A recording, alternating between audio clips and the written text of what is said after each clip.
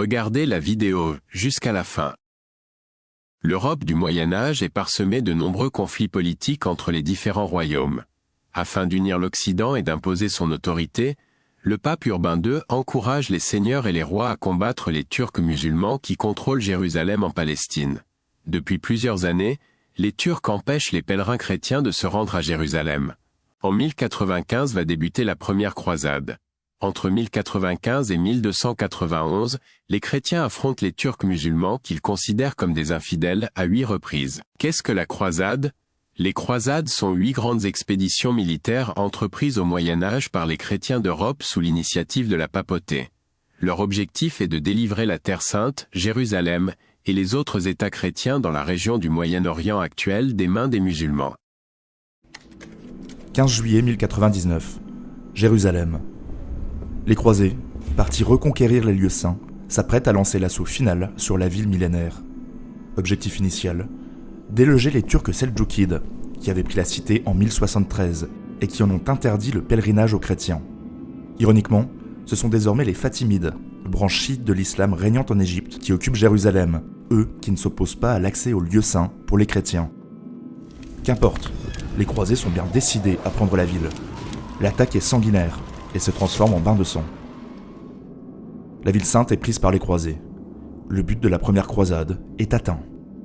En effet, depuis 400 ans, Jérusalem est occupée par les musulmans.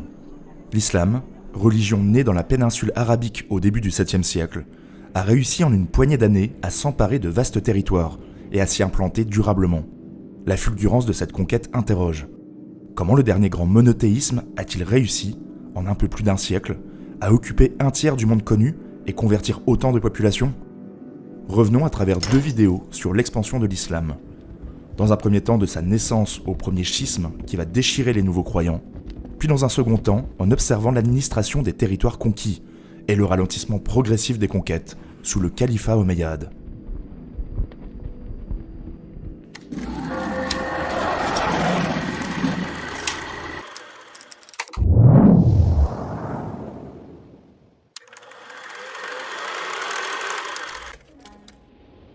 La péninsule arabique est un vaste territoire, au climat majoritairement aride et sec, composé de nombreux déserts. Quelques oasis et puits d'eau permettent aux marchands et nomades de s'aventurer dans ces terres hostiles. Le sud-ouest, l'Arabie heureuse, l'actuel Yémen, connaît des pluies de mousson, grâce aux hautes montagnes, permettant le développement de l'agriculture. Par le commerce caravanier ou maritime, les populations d'Arabie sont en contact avec le monde qui les entoure.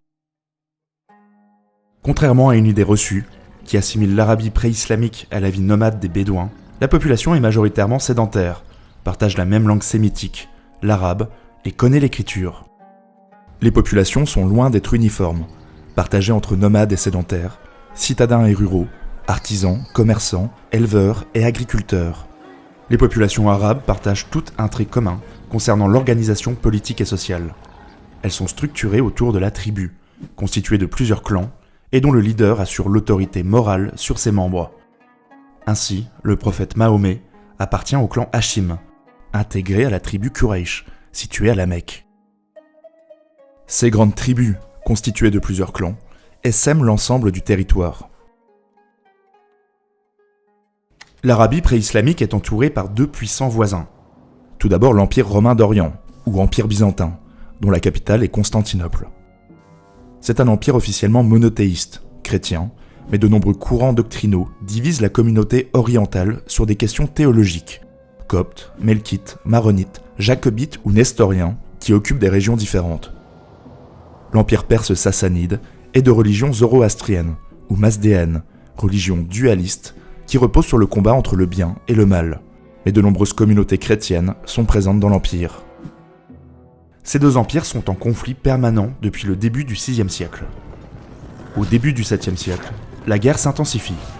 Après une avancée spectaculaire des Sassanides, qui sont repoussés aux portes de Constantinople, le nouvel empereur byzantin Héraclius réussit à renverser la situation et inflige de lourdes pertes aux Perses, approchant même de la capitale, Ctésiphon. Une paix est conclue. Les 2 empires sont exsangues, ces guerres constantes ayant mobilisé toutes leurs forces économiques et militaires. Les Sassanides, profondément affaiblis, entre alors dans une crise de succession. Les Byzantins, quant à eux, ont perdu des territoires à force de se concentrer sur l'Est. Ils ne les récupéreront jamais. Au sud de ces deux empires se trouvent deux royaumes tampons avec l'Arabie, les Ghassanides, alliés aux Byzantins et composés de Melkites, des chrétiens chalcédoniens, et les Lakhmides, alliés aux Perses, qui sont chrétiens nestoriens. Par son voisinage et ses influences, l'Arabie pré-islamique connaît une forte pénétration du monothéisme avant l'avènement du prophète. De nombreuses communautés chrétiennes et juives y vivent, tandis que le polythéisme, dont les dernières traces retrouvées datent du 5e siècle, semble avoir périclité, malgré quelques pèlerinages encore existants, relevant plus de la tradition que de la foi. Réécrivant son histoire, la tradition musulmane a donné comme nom à cette période pré-islamique la Jahiliya, âge de l'ignorance, afin de démontrer la rupture que constitue l'avènement de la nouvelle religion avec un passé tribal, polythéiste et barbare. Conception évidemment à tempérer. C'est dans ce contexte que naît en 570 à La Mecque, Mahomet. Après la mort de son père, il est recueilli par son oncle paternel, chef du clan Hachim, et entame une carrière de commerçant qui le fait voyager dans la péninsule et jusqu'en Syrie. À 25 ans, il épouse Khadija, une riche veuve, ce qui lui permet d'asseoir son statut social. Il est riche et respecté dans la tribu Quraysh. Le tournant a lieu vers 610. Alors qu'il part réfléchir et méditer dans les montagnes entourant la Mecque, une voix, assimilée à celle de l'archange Gabriel, lui transmet la parole de Dieu. Après avoir cru perdre la raison, Mahomet accepte sa mission prophétique et commence à transmettre la révélation aux Mécois, les enjoignant de respecter la parole divine et de prier Allah, nom donné à Dieu. Ses proches adhèrent au message, notamment sa femme et son cousin Ali, mais aussi des membres éminents d'autres clans, comme Abou Bakr, du clan Taym, ou Othman, du plus puissant clan des Quraysh, les Oumayya. Les convertis augmentent peu à peu, ce qui inquiète le pouvoir mécois, pour plusieurs raisons. Reconnaître en Mahomet un messager de Dieu lui conférerait un statut trop puissant dans la cité. Il supplanterait alors tous les autres chefs de clan. De plus, la Mecque est un lieu de foire et de pèlerinage qui draine d'importants revenus. Un sanctuaire abritant une mystérieuse pierre noire attire les foules, la Kaaba. Mahomet perd ses soutiens lorsque son oncle et sa femme meurent. Le nouveau chef du clan Hachim lui retire sa protection. Mahomet craint désormais pour sa vie. Après une tentative d'installation infructueuse dans un village proche, il s'entend avec les habitants de Yathrib, en réglant un différend qui oppose deux clans. En juillet 622, Mahomet et ses partisans s'installent à Yathrib, plus connu sous le nom de Médine, la ville du prophète. C'est l'hégire, l'émigration, l'exil, le point de départ du calendrier musulman. La rupture est importante. C'est un nouveau temps qui s'ouvre, et le fonctionnement clanique, fondé sur les liens du sang, est remplacé par un modèle communautaire fondé sur la croyance et l'appartenance. À côté des Muhadjiroun, les expatriés mécois qui ont suivi Mahomet, apparaissent les nouveaux convertis médinois, les Ansar, les auxiliaires du prophète. De nouveaux liens de solidarité se mettent en place. La constitution de Médine pose par écrit les droits et devoirs de chacun.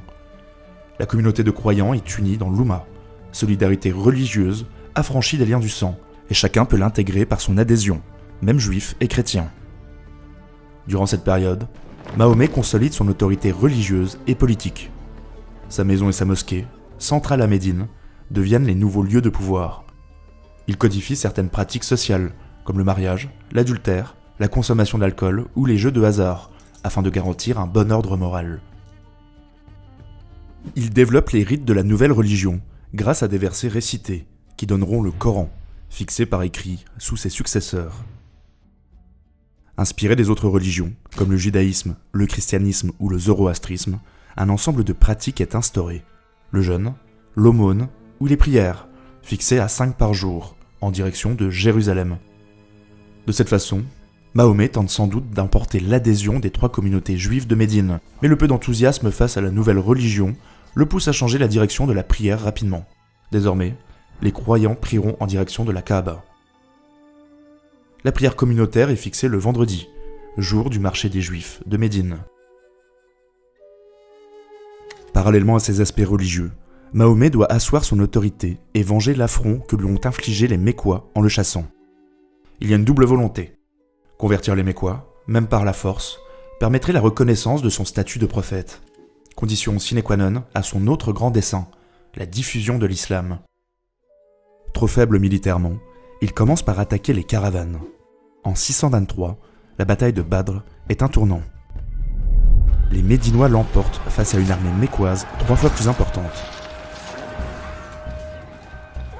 Le prestige de Mahomet en sort grandi, mais une série de revers le fragilise. Après une défaite à Uhud, il se retourne contre 2 des 3 tribus juives de Médine, qui sont expulsées. La catastrophe est évitée de peu en 626 devant Médine. Les Médinois doivent leur salut à une tranchée creusée devant la ville, que les armées mécoises, majoritairement composées de cavaliers, ne parviennent pas à franchir.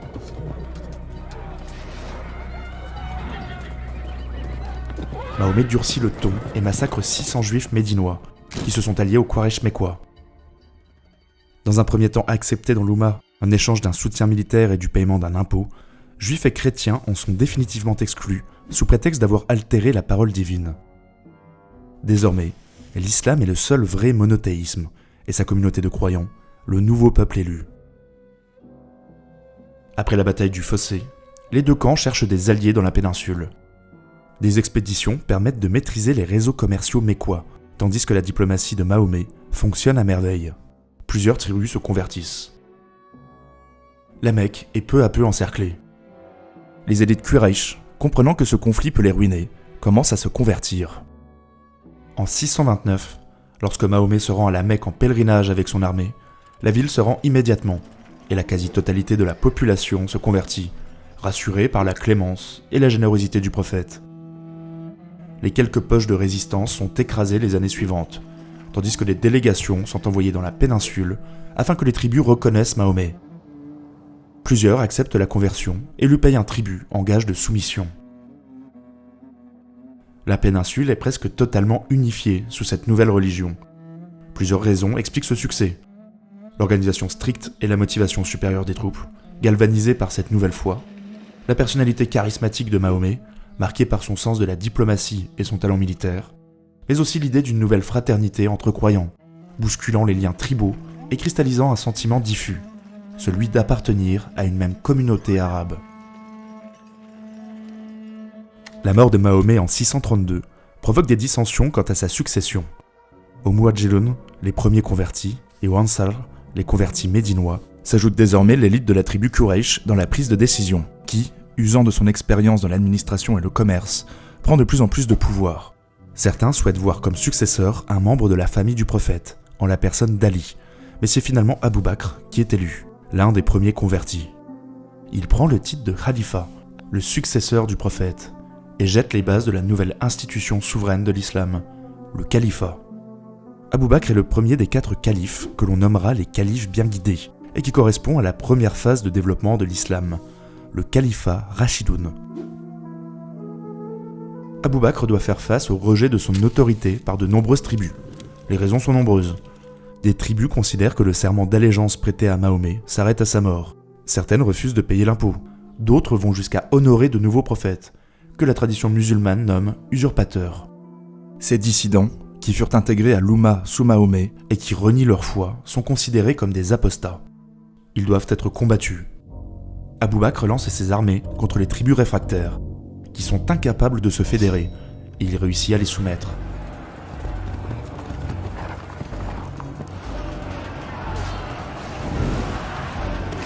Cet épisode, les guerres d'apostasie, ou guerres de Rida, permettent à l'islam de s'implanter définitivement dans toute la péninsule. Cette fois, les conversions ne sont plus spontanées, mais bien forcées. Abou Bakr meurt à peine 2 ans après être devenu calife, et a désigné comme successeur Omar, son bras droit, qui fut l'un des premiers compagnons de Mahomet.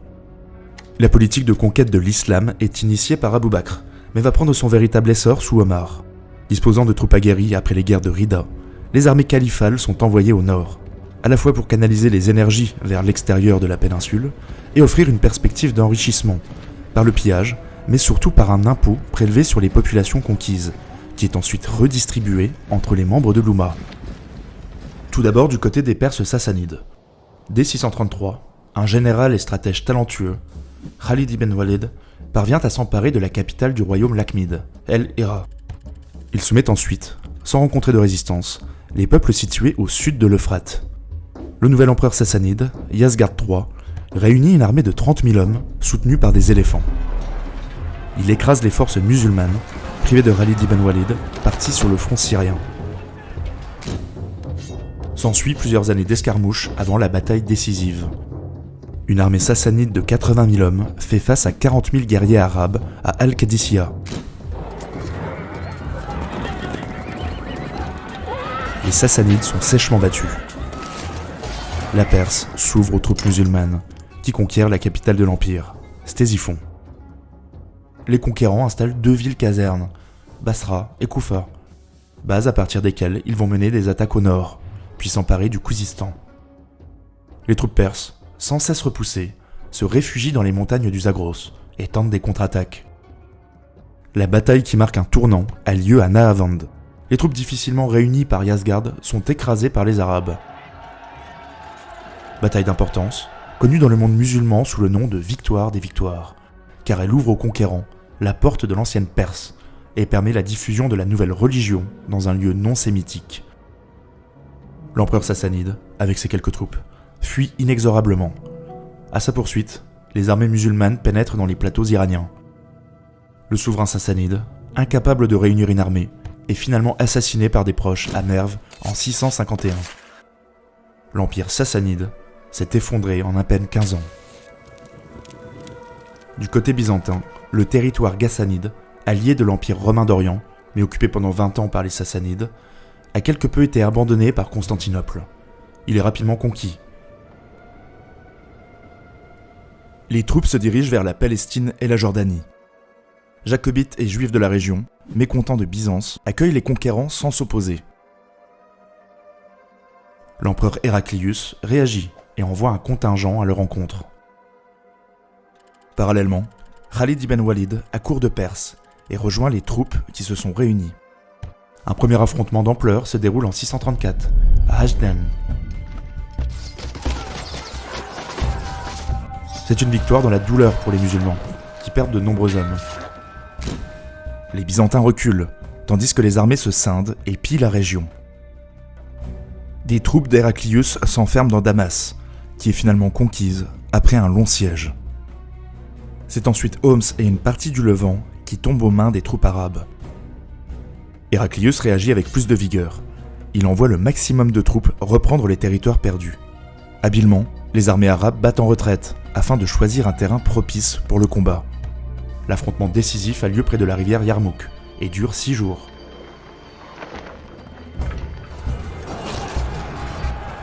Les Byzantins sont défaits. La Syrie et toute la côte du Levant passent sous le contrôle du califat. En 638, Jérusalem, lieu sacré, tombe.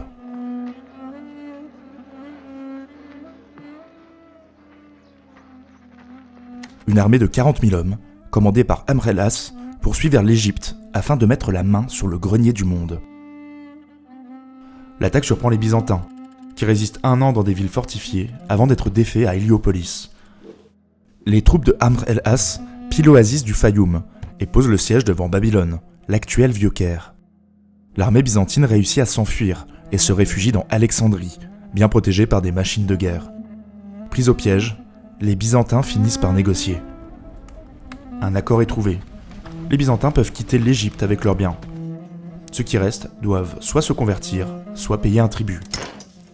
Les musulmans s'installent en marge du delta et fondent la ville-forteresse de Fustat. Partant de cette base, les troupes arabes poussent au sud et à l'ouest, dans des territoires opposant peu de résistance. Ils s'emparent de la Cyrénaïque et de la Tripolitaine. Une vaste flotte est parallèlement construite par le gouverneur de Damas, Mouawiya. L'île de Chypre est conquise. Mais une crise s'apprête à éclater dans le califat, stoppant pour un temps les conquêtes. Le nouveau calife, désigné en 644, Othman, également très proche de Mahomet, puisqu'il a épousé 2 de ses filles, va bouleverser l'équilibre fragile de l'Oumma, de la communauté. Issu du puissant clan Oumaya des Quraysh de la Mecque, il place des membres de sa famille au poste clé de gouverneurs de province, les émirs. Il redistribue le butin sous forme de concessions foncières à son clan. brisant la nouvelle solidarité religieuse et revenant aux vieux liens claniques pré-islamiques. Des troubles éclatent, d'autant que les Ansar et les autres clans des Quraysh s'opposent aux décisions d'Othman. Des insurgés l'assassinent dans sa maison à Médine en 656. La guerre civile frappe alors la communauté de croyants. Le nouveau calife qui est élu, Ali, est le cousin et gendre de Mahomet, du clan Banu Hashim. Mais son élection est contestée, notamment par Muawiyah, le gouverneur de Syrie et cousin d'Othman, qui souhaite venger l'assassinat du calife. Ali refuse d'appliquer la loi du talion aux assassins.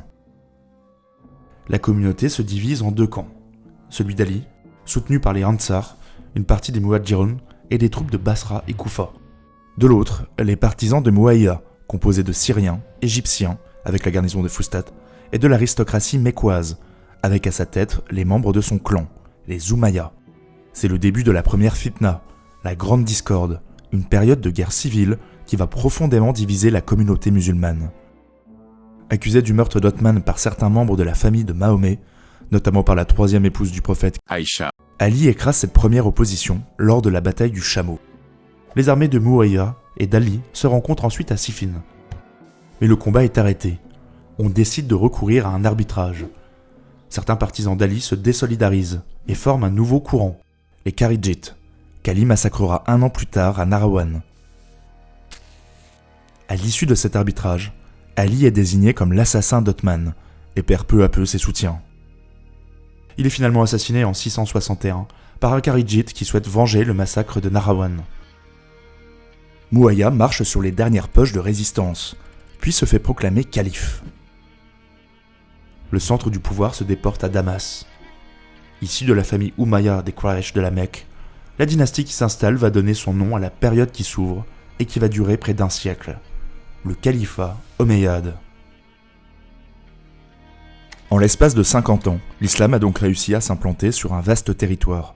Les raisons de ce succès sont nombreuses. Dans un premier temps, la création d'une nouvelle communauté arabe portée par la foi s'est couplée à une stratégie gagnante qui réussit l'intégration des tribus de la péninsule, par la diplomatie, puis par la force. Militairement, les armées ont été portées par des généraux talentueux, qui n'ont pas hésité à attaquer par surprise ou feindre des retraites, pour mieux terrasser leurs adversaires.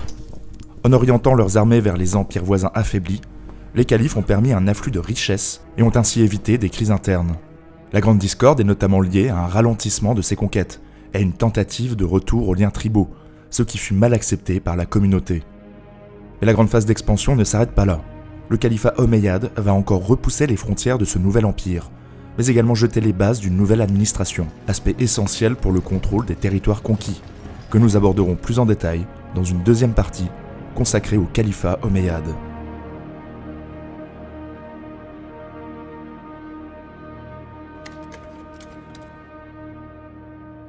Voilà, j'espère que cette vidéo vous a plu. merci d'aimer la vidéo et de vous abonner pour la suite.